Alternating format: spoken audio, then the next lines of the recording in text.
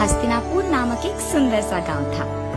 वो गांव हमेशा हरे खेतों से भरा रहता था और उसी गांव में अंजी और रेणुका नामक पति पत्नी उनके बेटे किरण के साथ रहते थे। अंजी उसके जमीन में बड़े बड़े पेड़ों को और पौधों को उगाकर उन्हें बेचता था और उनके फलों को भी बेचता था।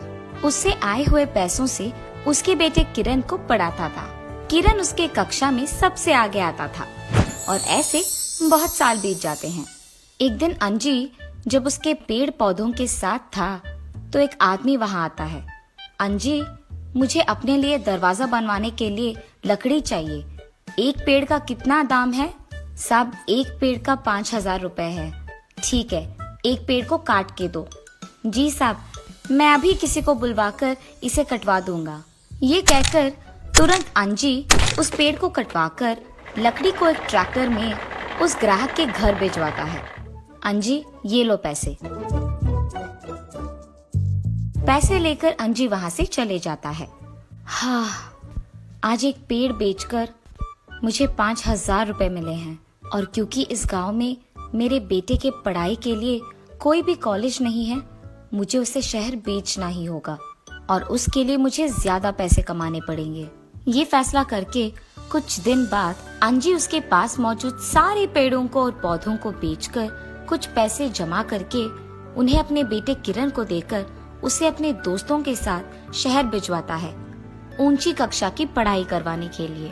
किरण उसके दोस्तों के साथ शहर में पढ़ाई करता था और जब भी उसे पैसों की जरूरत होती थी वो उसके गांव आकर उसके पिता के पास पैसे लेकर चले जाता था। ऐसे कई साल बीत जाते हैं और कुछ साल बाद किरण को एक अच्छी नौकरी मिलती है। अगर माँ पिता को पता चला कि मुझे एक नौकरी मिली है तो वो बहुत खुश होंगे। ये सोचकर वो ये बात बताने के लिए उसके गांव जाता है। माँ, कैसी हो? अरे हम ठीक है बेटा, तुम कैसे हो? अरे शायद किरण को पैसों की जरूरत है इसीलिए वो गांव आया होगा, पर मैंने तो सारे पेड़ पौधों को बेच दिया। अब तो सिर्फ मेरे पास बहुत सालों से पड़ा एक ही पेड़ है। कोई नहीं, मैं उसे भी बेच दूंगा और मैं अपने बेटे को पैसे दूंगा। मैं भी ठीक हूँ माँ। पापा, माँ, मुझे एक अच्छे कंपनी में एक अच्छी नौकरी मिली है। अब से आपको मुझे पैसे देने की कोई जरूरत नहीं है और इतना ही नहीं, मुझे तुरंत कल शहर के लिए निकल जाना होगा। ओह, लगता है कि मुझे पेड़ बेचने की कोई जरूरत नहीं। बेटा, मुझे बहुत खुशी है कि तुम्हें एक नौकरी मिली है। किरण उस सारा दिन अपने माता पिता के साथ वक्त बिताता है और जैसे उसने कहा था अगले दिन वो शहर के लिए निकल जाता है। उसके शहर गए कई साल होने के बाद भी वो उसके घर लौट के नहीं आता है और उसके माता पिता को देखने भी नहीं आता है।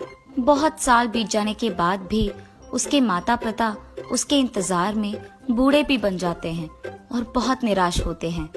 रेणुका, किरण के नौकरी के लिए शहर गए कई साल हो गए हैं। मैं एक बार शहर जाके उसको देख कर आता हूँ। ठीक है जी। ये फैसला करके अंजी किरण के दोस्तों की सहायता से शहर जाकर उसके घर जाता है। उसके घर के दरवाजे को खड़खड़ाने पर कोई और वहाँ आता है। उन्हें देख अंजी कहता है, मेरा बेटा किरण, वो मुझे पता चला कि वो इसी घर में रहता है। क्या वो इस घर में है? ओ किरण, वो यहाँ नहीं रह रहा है जी। उसने इस घर को खाली कर दिया, अब वो कहीं और रह रहा है। क्या आपको उसके घर की पता या उसके कंपनी का पता है? हाँ, मुझे उसके कंपनी का एड्रेस पता है, मैं आपको दे दूंगा। ऐसे अंजी उससे उसके बेटे के कंपनी का एड्रेस पता करके वहाँ चले जाता है। उस कंपनी को पहुँचते ही वहाँ रिसेप्शनिस्ट के पास जाकर अंजी पूछता है, मैम, मेरा बेटा किरण यही काम करता है, क्या आप मुझे उससे मिलाएंगे? हाँ जी, किरण यही रहता है। आप उसके क्या लगते हैं? जी, मैं उसका पिता हूँ। उसे एक बार बुलाइएगा। जी जरूर, एक मिनट ठहरिए। ये कह के वो रिसेप्शनिस्ट किरण को बुलाती है। फोन पे जब किरण को पता चलता है कि उसके पिताजी वहाँ आए हैं तो वो बहुत खुश होता है और भागते हुए उनके पास जाता है। पापा, कैसे हो आप? मुझे तो कभी नहीं लगा था कि आप यहाँ आएंगे। आपको देख मुझे बहुत खुशी हुई। बेटा, तुम्हें देख मुझे भी बहुत खुशी हुई। तुम्हारी माँ तुम्हें देखना चाहती है बेटा। मेरे साथ घर आओगे? पापा, मेरे पास वक्त ही कहाँ है।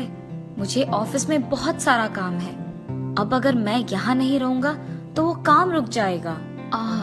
ठीक है बेटा, मैंने तुम्हें तो देखा, बस वही बहुत है। ठीक है, मैं घर चले जाऊंगा बेटा। ये कह के अंजी वहाँ से उसके घर वापस लौट जाता है। अंजी उसके बेटे किरण के पढ़ाई के लिए उसके घर को बेच देता है और बहुत सारे लोगों से कर्ज भी लेता है। और अब उसके पास न रहने के लिए घर था, न बेचने के लिए पेड़ पौधे। वो बस उस एक पेड़ के छांव में एक छोटा सा घर बना के अपनी पत्नी के साथ जी रहा था। और वो पति पत्नी उस पेड़ के फलों को बेचते हुए जी रहे थे। एक दिन बूढ़े होने के कारण वो उस पेड़ पे फलों को काट नहीं पाता है और इसी कारण वो निराश होकर उस पेड़ के नीचे बैठता है। मेरे बुढ़ापे में भी इस पेड़ का छांव काम आ रहा है और इतना ही नहीं, सालों से ये पेड़ मेरे लिए बहुत कुछ कर रहा है। इसी के कारण मैं अब जी पा रहा हूँ। जिस बेटे के लिए मैंने सब कुछ किया है उसने तो मुझे कभी मुड़कर नहीं देखा, पर जिन पेड़ पौधों को मैंने बेचा है और काटा है वो मेरा ख्याल रख रहे हैं। ऐसे वो अपने बेटे के याद में दुखी होकर ये सोच रहा था। इतने में अचानक उस पेड़ से एक देवता प्रकट होती है।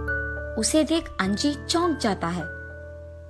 अंजी, तुम बहुत सालों से अपने बेटे की याद में दुखी हो और मैंने ये देखा है। अब से तुम्हें दुखी होने की कोई जरूरत नहीं पड़ेगी। आप कौन है और इस पेड़ में क्या कर रही हैं आप? और आपको कैसे पता कि मैं दुखी हूँ? मैं बारिश की देवता हूँ और कई सालों से मैं इसी पेड़ में रह रही हूँ। अगर तुमने ये पेड़ भी काट दिया होता और बेच दिया होता तो मुझे कहीं और जाना पड़ता, लेकिन तुमने ऐसे नहीं किया और इस पेड़ को यानी मेरे घर को संभाल के रखा है। और तुम्हारे कारण ही मैं खुशी से इस पेड़ में बहुत सालों से रह पाई हूँ। मेरे घर को समेट कर रखने के लिए मैं तुम्हें एक वरदान दूंगी। क्योंकि तुम अपने बेटे किरण की याद में दुखी हो, मैं ऐसा कुछ करूंगी कि किरण खुद तुम्हारे पास आकर माफी मांगे और तुम्हारा ख्याल रखे। अगर मेरे बेटे को उसकी गलती का एहसास होकर वो तुम्हारे बातों के अनुसार खुद मेरे पास आए तो मैं इसके बाद कभी भी मेरे जीवन में एक पेड़ या पौधे को नहीं काटूंगा और उन्हें संभाल कर रखूंगा। इतना ही नहीं, मैं इस गांव को पेड़ पौधों से भर भी दूंगा। ये सुनने के बाद वो देवता ऐसा करती है कि किरण को बुखार आ जाए।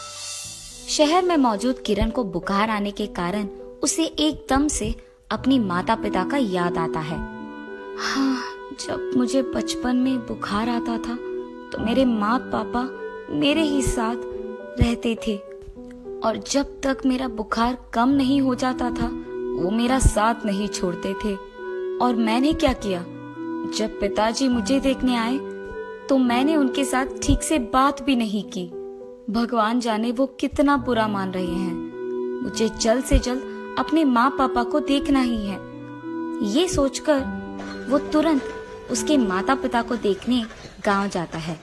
वहाँ उन्हें उनके घर में ना होते हुए देख वो आश्चर्यचकित हो जाता है।